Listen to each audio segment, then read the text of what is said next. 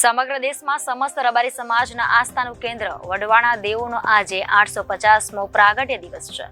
સુરેન્દ્રનગરના દૂધરેજ ધામ ખાતે વઢવાણા દેવના સાનિધ્યમાં માનવ મહેરામણ ઉમટી પડ્યું હતું.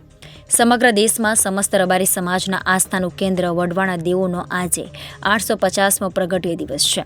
સુરેન્દ્રનગરના દૂધરેજ ધામ ખાતે વઢવાણા દેવના સાનિધ્યમાં માનવ મહેરામણ ઉમટી પડ્યું હતું.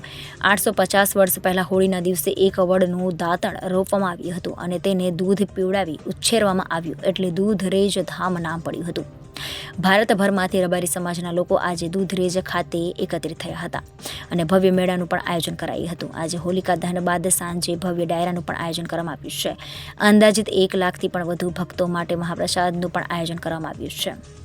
આજના હોળી મહોત્સવ શ્રી વડવાડા મંદિર દૂધરેજ ધામ અખિલ ભારતીય રબારી સમાજ ધર્મગુરુ ગાદી આજનો આ પ્રાગટ્ય દિવસ અમારા સદગુરુ ભગવાન 850 વર્ષ પૂર્વે સિસ્ટમ સ્વામી મહારાજે આજ ફાગણ સુદ પૂનમના દિવસે 6 મહિના દાંતણ સૂકી ચીરને આજે રોપેલી અને એને દૂધ પૈન આ વડલાને ઉછેરો એટલે ગામનું નામ પડ્યું દૂધરેજ. અને ભગવાન વડના નીચે વટેશ્વર મહાદેવ, ભગવાન રામચંદ્ર ભગવાન અને ભગવાન દ્વારકાધીશની સ્થાપના થઈ એટલે આ ધર્મની ધજા, સનાતન ધર્મની ધજા લહેરાય છે.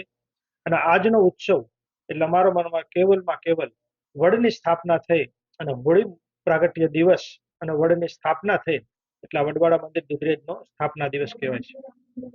આજે શું કાર્યક્રમો રાખવાના વિશેષ?